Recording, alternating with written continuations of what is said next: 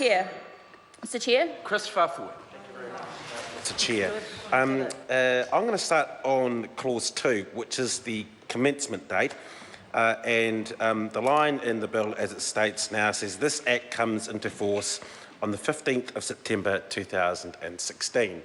Now, to those people who may be listening on the radio or watching on Parliament TV, that is 8 days away. But in the twilight zone that Nick Smith has thrust us into, that is 9 days away. Now, I can understand that the Minister will want this piece of legislation to come into force on the 15th of September when it comes to Part 1 and extending the housing accords in special housing areas, because if we don't do that, there's some risk for developers who have got plans already in train.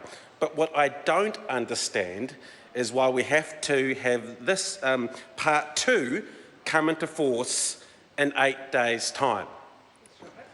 Because we were told during the debate around Part 2 by John O'Naylor, I think he was the only National Party MP to stand up and take a call during Part 2, that this, and I quote him, and I wrote it down, that this is not a significant change. So if it is not a significant change, and we are passing this bill through to make sure that Part 1 gets through in time, why are we making sure that we're rushing through with Part 2? Why are we not having a select committee process where people who may have had rights affected by Part 2 can have their say? None of that makes sense to me. I will give to the Minister that Part 1 makes sense because time was running out on that. But why not for Part 2? And as the co-leader of the Greens has just pointed out, we've got some suspicions around that. Because we've waited for some time. I think we were definitely debating Part 1 or Part 2 of this bill at this time last night, and we were wondering why this had to go through under urgency. And we may have thought it was de-risking the government from any liability, or de-risking someone who may have bought their state house from any liability too.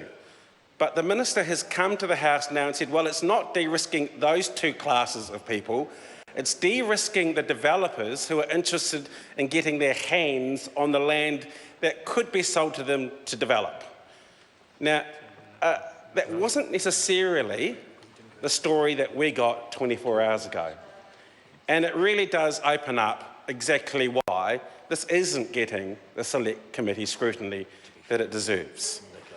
And to give that some local context from my area, we have got an empty patch of land in the Castle Loop, which the Minister's government has done nothing with over the last 4 years. It's sat vacant. Right. I'm going to remind the member, while the debate was slightly extended and while the member was replying to the Honourable Minister's comments, he was okay, but the title debate is a relatively narrow debate.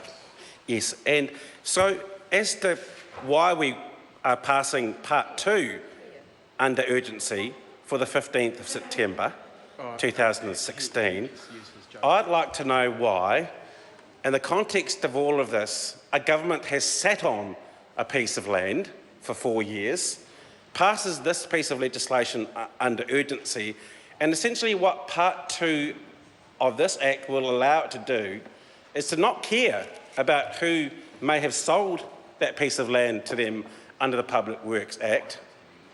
It could sell it to anyone it likes, and that is not what that community wants. And I'd like to acknowledge my other colleague from Mana, Jan Logie, who knows what that community wants. They don't want an empty piece of land. They want the houses that they were promised were going to be built for them when the other ones were demolished. And that's a commitment that was made by this government but wasn't followed through.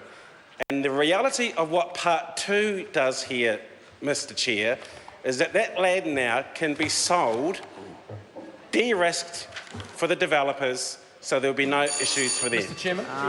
I'm going to call